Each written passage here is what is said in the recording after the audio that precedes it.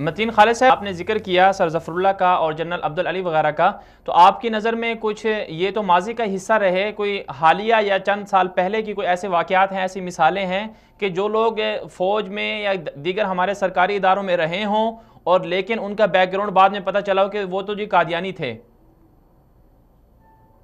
देखिए, ये एक सेंसिटिव सवाल है।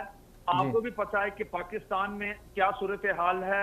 एक छोटी सी मामूली सी बात पे नेशनल एक्शन प्लान के तहत जो है वो मतलब खुफिया जो हमारी एजेंसियां हैं वो हकायक को नहीं देखती। वो कहती कि क्योंकि आपने एक चीज आश्कार की है। मेरे पास एक फिगर है कि कितने यहाँ पे पाकिस्तान में ब्रिगेडियर कर्नल्स और कितने लोग इस वक्त जो हैं फौज में जो हैं वो कादियानी हैं और वो अपनी जमात के लिए काम करते हैं। पुलिस में मैंने आपको अर्ज करूं कि इस वक्त मौजूदा एडिशनल आईजी जो है लाहौर में पंजाब में वो कादियानी है। यहाँ 1122 चलती है, उसका सरबरा कादियानी है। अब आप अंदाजा लगाएं कि हमारे थोड़ी बहुत देर नहीं हुई, अभी बहुत कम अरसा में जस्टिस साद सऊद जान हाई कोर्ट में, जस्टिस ए.एफ. सलाम, जस्टिस इस्लाम भट्टी, ये सारे हजरात जो हैं ये कादियानी।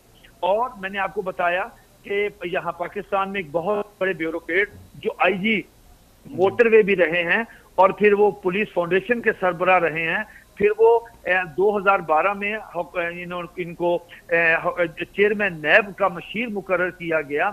उनको स्पेशली तौर पे ग्रेड 22 में तरक्की दी गई। उन्होंने खुद लिखा है, खुद कहा है कि मैं कादियानी हूँ, डॉक्टर वसीम कौसर। तो इस तरह एक लंबी मैं FIR इस वक्त मतलब